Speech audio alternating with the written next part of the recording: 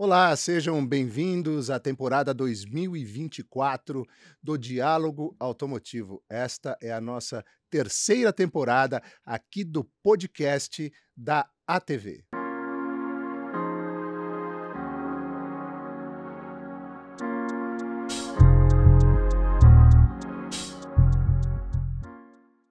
Vamos começar o ano com muitas novidades. Eu vou convidar você a se inscrever no canal, a deixar os seus comentários, porque tem coisa nova rolando aqui na ATV. Fique por dentro, acompanhe. E nada melhor do que começar o ano com novidade. Eu quero apresentar para vocês a Larissa Garcia, que vai conduzir aqui o nosso podcast, o nosso diálogo automotivo neste ano de 2024. Larissa, bem-vinda. É um prazer ter você aqui para ajudar a gente a tocar esse barco aqui. Obrigada, o prazer é todo meu. Muito feliz de estar aqui com vocês. E eu vou apresentar também a nossa convidada, você conhece, a Fernanda Giacom, gerente sênior de marketing e estratégia da ZF, uma das maiores indústrias de autopeças e sistemas automotivos do mundo. Já participou com a gente e é sempre bom receber a Fernanda neste podcast que antecede aí o Dia Internacional da Mulher, em 8 de março, né, Fernanda? Portanto, nada melhor também do que receber uma profissional tão importante, tão conceituada do nosso aftermarket automotivo para começar o ano de 2024. A gente inaugura com você, Fernanda. Muito obrigada, eu fico muito feliz e lisonjeada. Eu tô muito feliz de estar aqui, agradeço também aos espectadores aqui da TV, do Diálogo Automotivo, e vamos lá, né, Larissa, vamos fazer um. Vamos lá, vamos lá. Fernanda, não tem como não começar conversando sobre o ano de 2024, né? A gente estava trocando uma ideia um pouquinho antes de começar aqui a falar com o pessoal que nos assiste, e eu tenho ouvido algumas queixas em relação a esses primeiros dias, né? Nós estamos em fevereiro. eh, Greve na Receita Federal, o pessoal que depende muito de importação está com o container parado. Enfim, como começou 2024 lá na ZF, falando especificamente de mercado de reposição? Aftermarket. Então, Cláudio, como a gente havia comentado aqui fora do ar, né, a gente, contrário desses outros comentários aí, a gente começou muito bem o ano. Acho que muito reflexo também do que a gente fez no final do ano passado, né? Uma preparação para atender aqueles pedidos de final de ano e começar o ano bem. E também da parceria com os nossos clientes. Então, o ano começou agitado lá para gente. E vocês, certamente, uma empresa desse porte trabalha muito com planejamento. Vocês, obviamente, aliás, você, como uma gerente de estratégia, tem que olhar para frente, principalmente, né? E existem preocupações em relação à economia do Brasil, né? Nós estamos passando por um período de redução na taxa básica de juros, que já é uma notícia interessante, mas eu tenho visto alguns economistas preocupados, inclusive com o cenário externo, né? Está tudo bem agora, mas você acha que vai continuar bem ao longo do ano? Então, Cláudio, eu acho que a pandemia trouxe esse diálogo aqui no nosso aftermarket sobre o quanto o aftermarket é resiliente, tanto no momento bom da economia e no momento ruim, né? Então, a gente, olhando essas tendências, sim, em algumas elas são mais pessimistas, né? A gente atende a América do Sul, então a Argentina hoje é muito complicado aqui na nossa região, né? A desvalorização que aconteceu no final do ano passado teve um impacto importante, mas a gente entende também que é o plano para que depois a gente conseguisse, o mercado conseguisse se recuperar, né?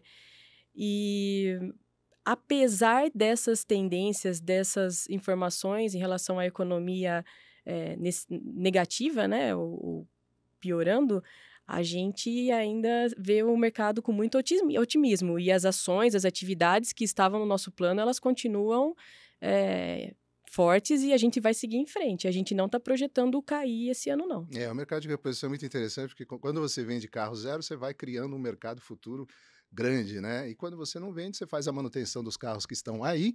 Nós temos uma frota bastante grande, né? E os carros continuam quebrando, mas antes disso é importante que as pessoas façam a manutenção preventiva, né? É econômico, é segurança, é isso aí. Eu quero fazer um negócio diferente, Fernanda. Eu tenho aqui a edição de janeiro do Novo Varejo, não sei se a gente consegue mostrar aqui, Giovana, Acho que sim, né? Mas tudo bem. Também, se não puder, entra aí no site novarejoautomotivo.com.br, você vai ver a edição de janeiro, tanto a digital como a versão digital da edição impressa. E a gente tem uma ação editorial aqui que a gente faz há mais de 20 anos, que se chama Parceiro Secreto. A Fernanda participa todo ano. E é uma troca de perguntas e respostas. Lá no Rio de Janeiro se chamaria parceiro oculto, né? Mas é uma troca de perguntas e respostas entre líderes, formadores de opinião do nosso aftermarket automotivo. Eu quero aproveitar algumas dessas perguntas que foram encaminhadas para outras pessoas do mercado para fazer para a Fernanda. São perguntas muito interessantes e o que eu gosto aqui nessa ação é que a gente consegue detectar aquilo que está no pensamento das lideranças, né, Fernanda? Aquilo que preocupa as pessoas, aquilo que é o alvo de interesse dos gestores, dos líderes, dos profissionais. Eu vou chamar a Larissa para me ajudar, né, Larissa? A Larissa fez uma seleção aqui de algumas perguntas interessantes que a Fernanda vai dar também a visão dela. Não foram originalmente encaminhadas para a Fernanda, aliás, uma foi. Você vai responder de novo? De novo? Porque nem todos que nos assistem nos leram, né? Mas eu chamo você para ler agora, para você ver qual é a pauta do mercado para 2024, né, Larissa? O Robson Silva fez uma pergunta muito interessante que eu acho que tem tudo a ver com essa questão da pandemia e dessas transformações no mercado que aconteceram aqui no Brasil em questão de tecnologia e também de mudança de formato de trabalho. Ele é diretor de marketing da divisão Automotive Aftermarket da Bosch América Latina e ele perguntou quais os principais desafios da digitalização do varejo de autopeças nacional. Seu colega do marketing, né? Bom, acho que essa pergunta, principalmente durante o período ali da pandemia, ela veio algumas vezes, né? E olhando para a ZF especificamente, a gente, antes da pandemia, já tinha iniciado alguns projetos muito fortes com as oficinas, principalmente, mas também com os varejos, né? E a pandemia, ela ajudou muito a acelerar o resultado desses projetos. Então, imaginem que o que antes, né, a parte de treinamento, tanto para o varejo quanto para a oficina, acontecia muito presencial, e é um desafio para qualquer indústria estar presente no Brasil inteiro, né? Os lugares são muito distantes, né? E as pessoas, elas começaram a procurar muito mais esses conteúdos no mundo digital. Então, na verdade, eu acho que o desafio foi, por exemplo, para empresas que ainda não estavam preparadas ou explorando esse mundo digital, correr para aproveitar aquele boom das lives, né, de todo mundo olhando mesmo para a internet e achando as informações e se comunicando e interagindo ali. Mas no caso da ZF, na verdade, isso foi o que alavancou muito mais aquilo que a gente já estava fazendo. Então, por exemplo, num programa que era o Amigo Bom de Venda, que agora é o ZF Pro Amigo, que é um programa que a gente faz específico para treinar balconistas, né, e o pessoal também da logística dos varejos e distribuidores, a gente vinha com um número, hoje a gente tem aí mais de 20 mil pessoas, o número de acesso aos vídeos, se a gente somar com o ZF Pro Amigo, a parte do mecânico, a gente tem mais de 5 milhões de visualizações nos vídeos. Então, a digitalização, ela foi muito ajudada no período da pandemia, e hoje, depois da pandemia, o que a gente vê é que isso continua. Então, esse entendimento do público de que, sim, é possível eu me atualizar, eu me comunicar, né, através da internet e ganhar tempo. A gente falou um pouquinho sobre o trabalho remoto também aqui, um pouquinho antes, né? Às vezes, a gente leva muito tempo no deslocamento que a gente poderia usar esse tempo para outra coisa, né, mais produtiva. Então, algumas empresas, por exemplo, ela tinha um piloto antes desse trabalho remoto, e hoje isso é nossa rotina, nosso dia a dia. Então, a gente tem alguns dias presenciais, é muito importante o dia presencial. Eu trabalho no marketing, eu amo gente, é bem complicado quando a gente fica distante, mas também os dias que a gente tem de trabalho remoto, ele permite que a gente produza mais, né? Então, eu acho que esse balanço entre o presencial e o remoto também veio para ajudar muito as empresas. Mas qual foi o desafio? O desafio foi, por exemplo, para o TI. Preparar todo mundo em uma semana para trabalhar de casa, né? Então, todos esses momentos de crise, todos eles têm todas essas melhorias que acontecem assim forçadamente, né? Então, eu acho que é mais ou menos esse o caminho. Quanto tempo de mercado de aftermarket automotivo, Fernanda? Essa é aquela pergunta que dá uma pista da idade, mas hoje em dia também não se esconde mais a idade como se escondia eu não tenho antes, problema né? com isso. Mas eu não vou perguntar a sua idade, não. Cada um que tire a conclusão que De setor automotivo, eu tenho 21 anos. 21 anos. 21. Este mês aqui de fevereiro, a Novo Meio, hub de mídia, está fazendo 30 anos de aftermarket automotivo. A Larissa escolheu uma pergunta de um gestor de marketing encaminhada aqui, que a Larissa encaminhou para outro gestor de marketing. Há 30 anos, o marketing das indústrias de autopeças era bem diferente, né? Houve várias evoluções, não só em razão da própria transformação tecnológica, das ferramentas que a gente tem hoje, mas também alguns conceitos, né? Como você avalia? Não vou te pedir para opinar sobre os últimos 30 anos, mas pelo menos de uns 20 anos para cá, você consegue detectar quais foram as principais transformações no marketing das indústrias? Sim. E eu acho que... Vamos puxar um pouquinho, então, para os 30 anos. Primeiro, parabéns. Vocês fazem parte da minha trajetória também. Eu aprendi muita coisa do setor com a Novo Varejo, com vocês, e assim, sempre ajudaram o meu desafio no marketing de chegar até o público através da comunicação que vocês fazem. Então, em nome da ZF, Obrigado. Eu preciso parabenizar vocês, né? E pensando nessa história, né, Cláudio, passa um filme na nossa cabeça. Imagina que lá atrás, na época da Varga, vamos falar, né, a ZF, mas foi adquirindo empresas, e a minha origem é da TRW e antes Varga. Eu não cheguei a trabalhar na Varga, eu entrei um ano depois que a TRW comprou a Lucas. Que a Lucas comprou a Varga e a TRW comprou a Lucas. Aqueles movimentos, né, que começaram a acontecer lá nos anos 90. Então, e nos anos 90, pensando no marketing, aquelas campanhas nacionais das empresas nacionais aqui, né, era um marketing completamente diferente. A Varga, na época, fez muita propaganda na TV, em horário nobre. Freia Varga. Até hoje. Futebol, né, as placas de futebol. Então, eu acho que houve esse momento da indústria, desse marketing que ia lá no consumidor final, por algumas razões, alguns propósitos. E aí, depois dos 20 anos para cá, vamos falar, desde quando eu comecei, é bem diferente como a gente trabalhava naquela época de agora, porque era muito mais complicado o acesso aos dados, as ferramentas. A gente tinha menos ferramentas para poder trabalhar, né? E tudo muito...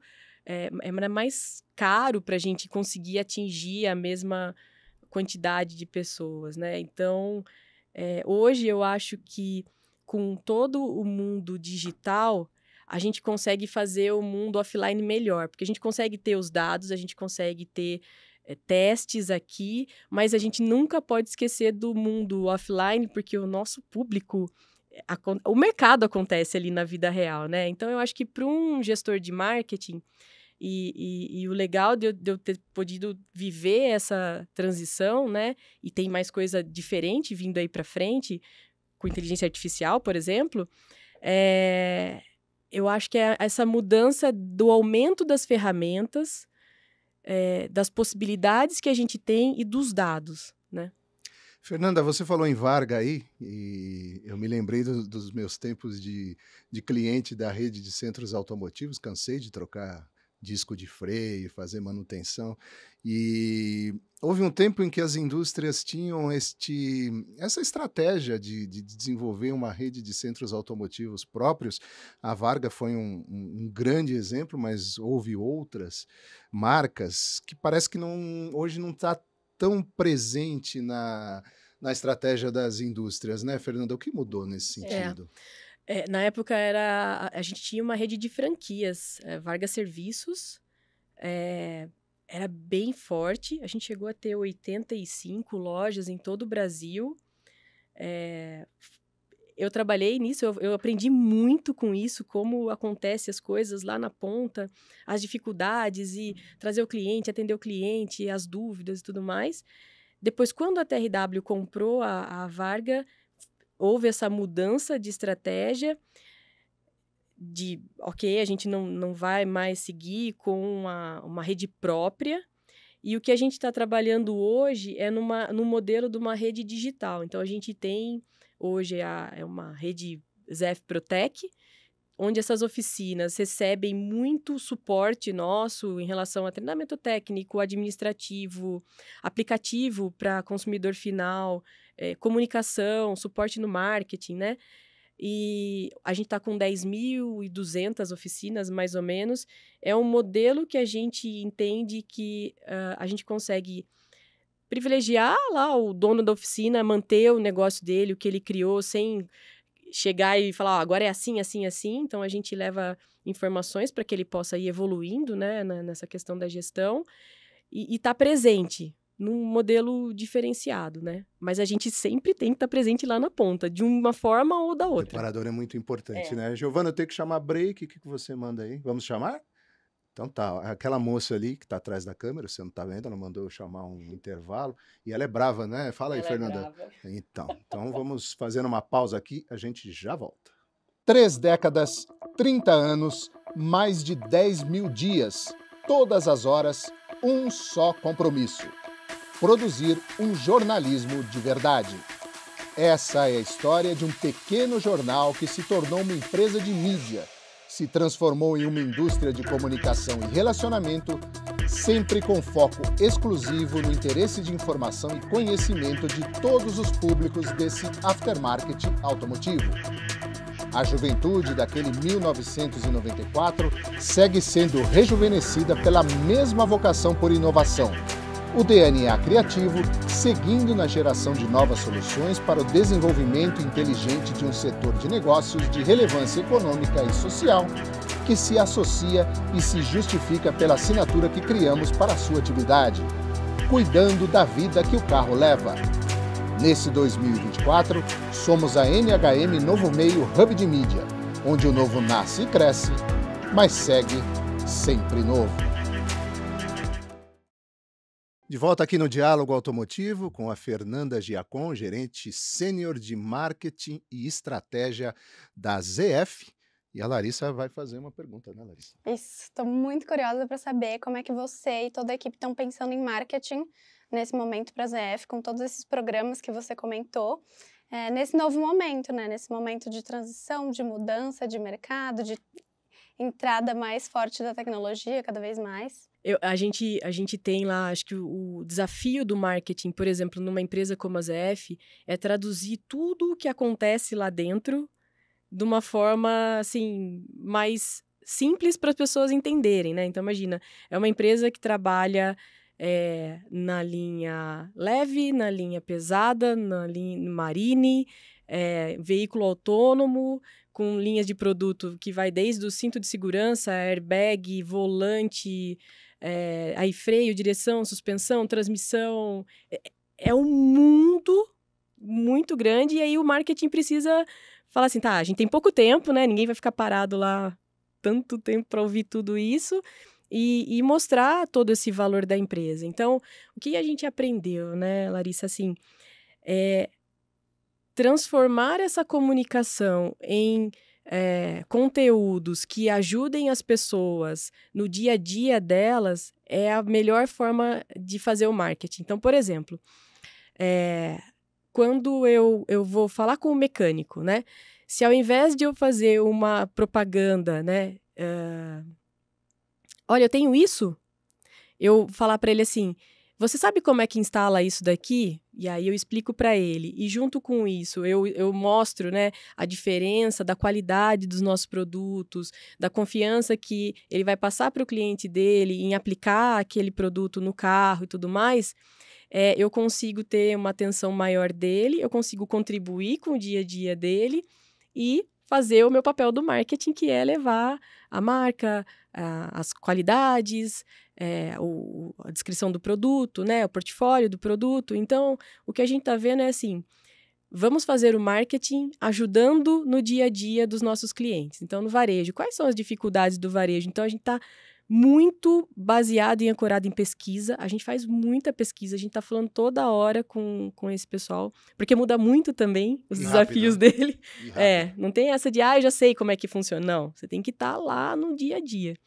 E aí, entendendo essas necessidades, a gente vai moldando e usando todas as ferramentas que a gente tem para ajudá-lo. Por exemplo, a gente tem lá na newsletter de vocês o banner, né?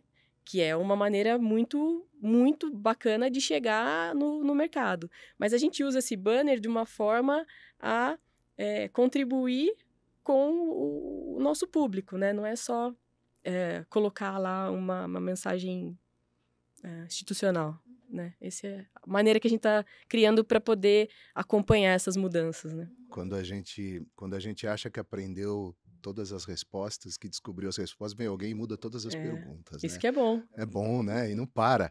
A Larissa falou em tecnologia e eu queria extrapolar aí a sua proposta para um assunto que ainda é muito embrionário no Brasil, mas a gente sabe que, de um jeito ou de outro, vem crescendo, que é a eletrificação da frota. E esses últimos meses não têm sido muito positivos para esse processo de eletrificação, principalmente na Europa, né? Mas também nos Estados Unidos. A gente vê locadora vendendo os carros elétricos, a gente vê carro elétrico que não funciona com o frio, né? Com as temperaturas baixas. A gente vê cemitério de carro elétrico que você, lá da Lua você enxerga com binóculo. Enfim, a Europa instituiu esse prazo até 2035 para você fazer a transição. Como é que você, conversando com o pessoal lá de fora, esse problema que a gente está tendo agora, isso pode atrasar um pouco o desenvolvimento? Você acha que essa proposta, esse prazo é muito curto, afinal, para que se desenvolva, né? E outra coisa, isso, enfim, é um caso pontual, decorrente do crescimento da escala, porque afinal a gente tinha problema no carro elétrico, mas era em pequeno número, né? Quando você começa a ter uma frota um pouco mais expressiva, os problemas que já existiam, eles se tornam mais visíveis, né? Como você vê esse processo? Sim, olha, a gente acabou ontem e antes de ontem a gente teve lá nossa reunião global do aftermarket e a gente discutiu um pouco sobre isso, né?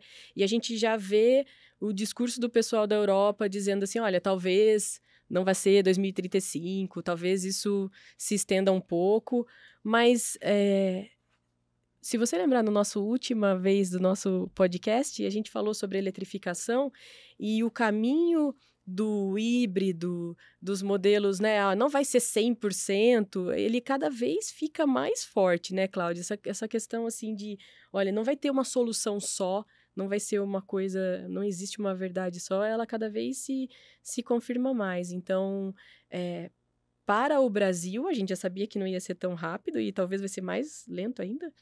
E no mundo todo, eu acho que já começa, assim, algumas questões de não dá para ser tão... cravar uma data e tudo isso acontecer, porque tem muitas outras coisas em torno disso, né? E outras possibilidades também que podem ser exploradas. Então, eu acho que vai haver um espaço, não é que vai morrer, mas talvez não é tudo aquilo que a gente falou. Mais, né? Você escolheu mais alguma pergunta aí para a Fernanda, Larissa? Eu tô pensando que talvez algumas perguntas já tenham. Talvez repetir a pergunta. A gente está conversando aqui e por sendo... acaso a gente passa por cima da Larissa, que falta de educação. O pessoal está estreando hoje, né? A gente atropela tudo aqui. Que isso? Não, tô pensando em, de repente, repetir aquela pergunta que você tinha conversado com ela, que ela já respondeu, inclusive, que é sobre a inteligência artificial, mas acho que já foi. Não, mas eu acho que a inteligência artificial, Fernanda, é um assunto que não se esgota, não. né? E ele é enorme, né? Ele é enorme. Puxa vida, você estava comentando aqui também fora do ar uma coisa que eu achei muito interessante sobre as placas tectônicas. Fernanda, você que é especialista em placa tectônica, não sou. Fala aí para nós aí. Não sou. Aproveitando que o Brasil não tem muito terremoto. Começou a acontecer alguns, né? As coisas vão mudando até isso, né? Então, quando a gente fala de inteligência artificial, e aí numa empresa, de novo, como a ZF, são vários aspectos, né? Se a gente olhar para o OI, para soluções, né, do equipamento original, isso está muito conectado, por exemplo, com o veículo autônomo. E aí, como eu disse, né, aquele supercomputador que a ZF tem, que faz a gestão, né, de todas as informações do veículo, de todas as câmeras, radares, todos os dados que a gente consegue coletar do ambiente, né, ele tem uma capacidade muito superior, por exemplo, de um computador de um avião. Porque é mais complexo fazer a autonomia do veículo aqui em terra do que no ar, né? A gente estava falando sobre as placas tectônicas, porque eu aprendi esses dias e eu achei super interessante, né? Imaginem só que para um veículo se locomover sem nenhuma interação humana, esse supercomputador, ele pega dados de GPS, ele pega dados das câmeras, enfim, do veículo ali, né? Dos radares e tal. E todo ano as placas tectônicas, elas se movem um pouquinho, elas se movem. Então, ao longo de algum tempo, o que era calçada nesse ponto vira calçada nesse ponto. E aí é a diferença de o carro estar em cima da calçada ou na rua. Então, é muito complexo. A inteligência artificial ajuda muito nisso, mas ainda é um caminho para a gente seguir. Quando a gente olha no aftermarket, né, a inteligência artificial, ela vem e ela vai vir mais forte para nos ajudar, principalmente lá na manutenção, na identificação da peça, usando imagem, usando todos os dados, né, cruzando tudo isso para... A gente sabe hoje tem uma dificuldade muito grande ainda de ter certeza da peça certa lá na hora da manutenção. Então, sem dúvida nenhuma, a inteligência artificial vai nos ajudar nisso. A gente já tem projetos na Europa, alguns testes, e assim, eu consegui, já que o Brasil seja o próximo país para que a gente traga esses projetos para cá, né? Porque, para mim, quanto mais tecnologia a gente puder ter para tirar essas pedras aí do nosso caminho, é melhor.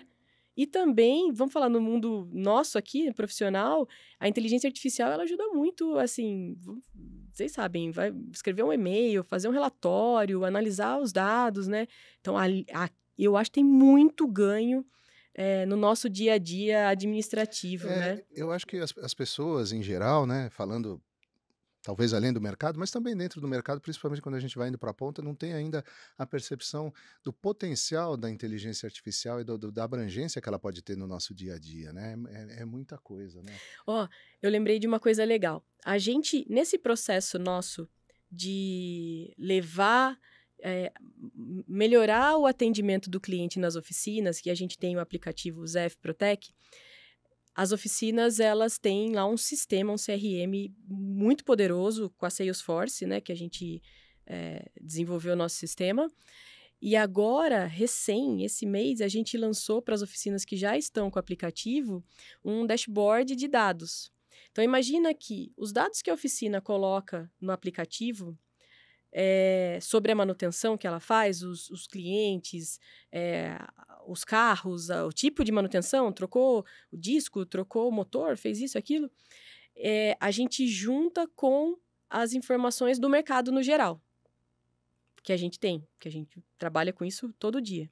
E aí o dono da oficina, ele sai daquela escuridão de ter lá a porta da oficina aberta e receber os carros, né, que entrarem ali, né, para uma gestão muito mais ativa. Então, legal, eu quero me especializar mais nessa linha aqui. Como que é o mercado aqui no meu entorno? Que tipo de propaganda eu vou fazer para conseguir esse tipo de público? E a inteligência artificial adicionada a isso faz com que essa gestão seja ainda mais rápida e melhor, né? Então, nós estamos trabalhando muito forte para fazer esses pontos se conectarem e melhorar ali a gestão para o consumidor final, né? Muito bem. E aí, sobrou alguma pergunta? Não, a gente Sobrou. respondeu tudo. Tem uma pergunta mais pessoal, assim, que eu tô muito encantada ouvindo você falar, com todo esse domínio, essa leveza sobre o seu trabalho. Eu queria saber como é que foi a sua entrada nesse mercado há 20 anos atrás, que era um mercado mais masculino. Como é que foi esse processo de crescer na carreira? Se para hoje tem mais espaço para as mulheres? Como é que tem sido, assim? Como é que você analisa? Porque é muito bonito ver você falar mesmo com tanta leveza mesmo do seu trabalho. Obrigada. E assim, Larissa, imagina só, quando eu cheguei no setor, era muito mais ainda masculino, né? Assim, ainda hoje, na maioria das reuniões que eu participo, a maior parte são homens, quando eu não sou a única mulher na sala. E é interessante, né, que a gente vai aprendendo como lidar com isso. Porque muitas vezes o assunto começa a ir para um caminho que você fala... Ou, que aí é o pior dos casos para mim, é quando te tratam diferente, sabe? Então a mulher, ela não entende, ela não sabe. Aí para mim é... Mas...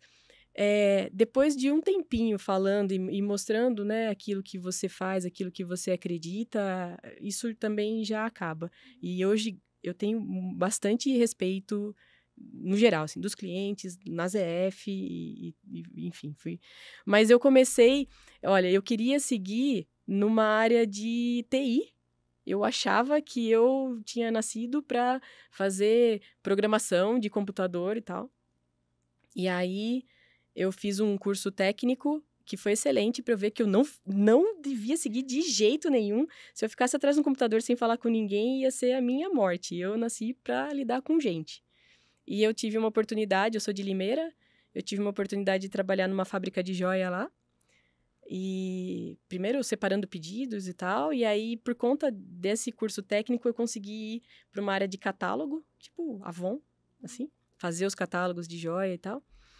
E lá eu falei, essa é a minha vida. Comecei a mudar, fazer umas páginas, assim, baseado nas informações de vendas, né? Que a gente que gosta, né? Que pedra, resina, dourado, prata, enfim, que vendia mais. E o negócio começou a vender. Eu falava, que bacana, eu consigo fazer algo que influencia as pessoas e gerou mais emprego. E a fábrica começou a andar. Eu falei, eu nasci para fazer isso. E aí, depois, né, fui evoluindo. Em Limeira, a TRW, na época, é a maior indústria. Eu tive a chance de trabalhar no marketing, fazer estágio. E aí, eu falei assim, daqui eu não vou sair, não. Depois... Aí, eu consegui seguir como analista. E o legal no aftermarket, assim... Eu sempre trabalhei no marketing, mas eu também trabalhei com outras áreas. Eu trabalhei com assistência técnica, garantia, administração de vendas, planejamento de produtos. Então, todas essas oportunidades, né? Eu tenho a comunicação corporativa, a parte do OI, das montadoras. Então, assim, eu acho que tudo isso permite que eu consiga fazer as conexões. Então, eu sou muito apaixonada pelo que eu faço. Eu adoro. Ai, parabéns. Obrigada. Parabéns pelo seu trabalho. A Larissa, que é muito observadora, já fez já percebeu a sua ornamentação aí verde Palmeiras, né, Larissa? Coisa que eu jamais iria, assim, comentar, né? Essa semana não é muito bom Não. falar sobre o Palmeiras, mas tudo bem, a gente ficou em vice. Não, mas vamos nos limitar estamos conquistando o espaço. Não, é outra palmeirense. Vamos mudar de Palmeiras assunto aqui. é o concurso. Não. Mas proibido falar de Palmeiras aqui. Especificamente agora. Devia ter ficado quieto. Deixa eu voltar para a inteligência artificial, que é uma coisa mais importante do que o Palmeiras. Né? Muito mais importante. Você é corintiano, Cláudio? Eu sou, mas... Meu Deus! Eu preferia que você não tivesse perguntado. Aliás, o seu Corinthians tá... Não, vamos mudar de assunto de novo. Eu espero que continue. Ô, Fernanda, olha só. Fala uma coisa dessa. Depois tá difícil aqui encarar os Eu sou muito palmeirense. do outro lado. É verdade. Ela é muito palmeirense. Eu sou muito palmeirense. Fernanda, inteligência artificial. Eu acho que é um tema que está em alta, né? A Larissa está aqui olhando o nosso parceiro secreto em um dos assuntos que parecem preocupar ou despertar o interesse das pessoas que participaram, dos executivos, é mesmo o avanço da tecnologia, porque está acontecendo de uma forma muito rápida, né? E a gente comentou aqui um pouquinho sobre o potencial da inteligência artificial, os benefícios, que são muitos, mas eu queria levar uma questão um pouco para outro lado. Eu participo com frequência dos eventos de uma grande empresa desenvolvedora de software, de sistema e de inteligência artificial aplicada à gestão das empresas, aplicada à gestão de varejo. E no último evento que eu participei, eu tive a curiosidade de perguntar, porque a automação, queira ou não, ela leva à substituição da mão de obra, né? A gente assistiu isso há algumas décadas nas montadoras, quando começaram a implantar aqueles robôs. Claro que a montagem de um carro tem muitas demandas, então isso não significou de maneira nenhuma uma perda expressiva na mão de obra do setor, mas houve. E isso hoje acontece com frequência em vários segmentos, né? A substituição da pessoa do funcionário, pela tecnologia, a gente vê nas lanchonetes, a gente vê aquele sistema que você faz o pedido Sim, pelo display, pagamento. o pagamento, o supermercado já tem aquele checkout, né? E, e eu queria saber de você, como é que você enxerga isso? Porque a indústria, todos os setores da economia, eles precisam do mercado consumidor, né? E na medida em que você vai reduzindo a possibilidade de acomodação das pessoas, você vai reduzindo o mercado consumidor. Você acha que a inteligência artificial, além das oportunidades que ela oferece para o mercado, para as pessoas, ela pode representar alguma ameaça? Não. Eu recém fiz um curso sobre inteligência artificial e, assim, a conclusão que eu chego é: a inteligência artificial, ela vai agilizar e ela vai potencializar os resultados no mercado de trabalho, das pessoas, das empresas. Então, da mesma forma que algumas profissões vão acabar, sei lá, talvez até se extinguindo, outras vão surgir.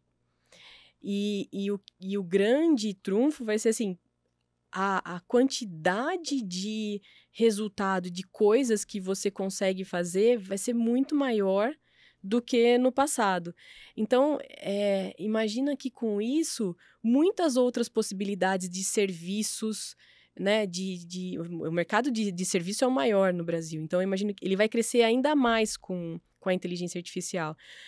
Agora, vai demandar, é claro, de uma adaptação das pessoas e uma preparação, né? Então, é muito importante a gente. E aí, a indústria, né? A- também contribui com isso, ajudar, apoiar a essa preparação das pessoas para esse mercado mais digitalizado e com inteligência artificial.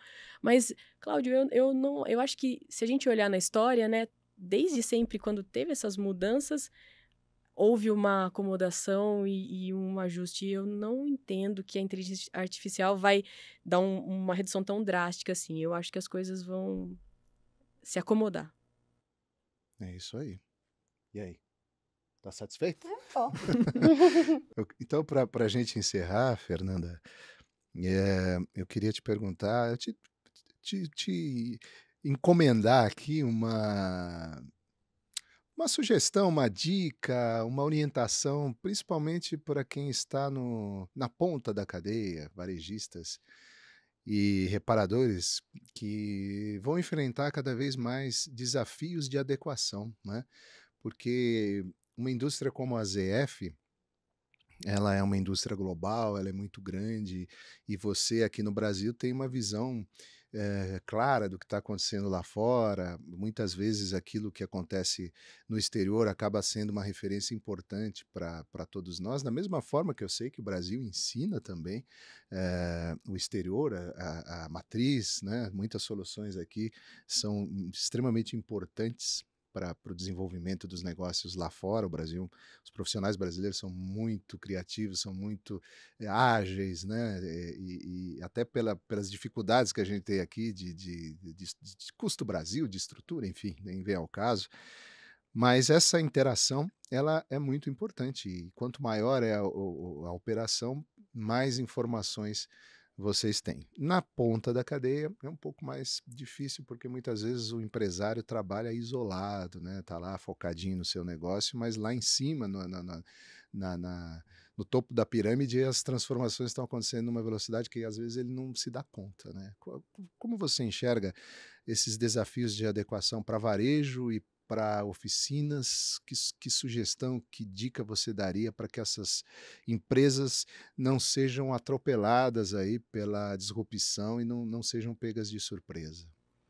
Excelente sua pergunta. São 2 aspectos. O primeiro é o Brasil, e é uma coisa boa isso, a gente está alguns anos atrás de alguns mercados, por exemplo, como a China. Eu acho que, olhando, eu tenho muita interação com as outras regiões, né? Os meus colegas das outras regiões. E olhando as outras regiões, a gente é muito parecido com o mercado asiático. Assim, a forma de atender, a gente é mais dinâmico, enfim. E então é muito legal que a gente consegue aprender com o que está acontecendo lá, porque sabe que de alguma forma isso aqui vai acontecer, não exatamente igual, mas de alguma maneira. E aí que vem também o que você diz assim de o brasileiro, o profissional brasileiro, ele se destaca, e se destaca muito no mundo. Se a gente olhar as grandes corporações, tem muitas pessoas, assim, profissionais, vamos falar, latino-americanos no topo, né, da gestão, pela flexibilidade, pela criatividade, pela coragem que a gente tem. Acho que a gente sofre aqui no nosso mercado e aí a gente consegue gerir melhor o mundo, talvez, né, quando a gente olha num cenário global. E aí a gente tem a chance de olhar o que está acontecendo lá e falar assim, tá, aqui deu certo, aqui deu errado, isso teve sucesso, isso não teve. Como a gente faz uma coisa melhor aqui?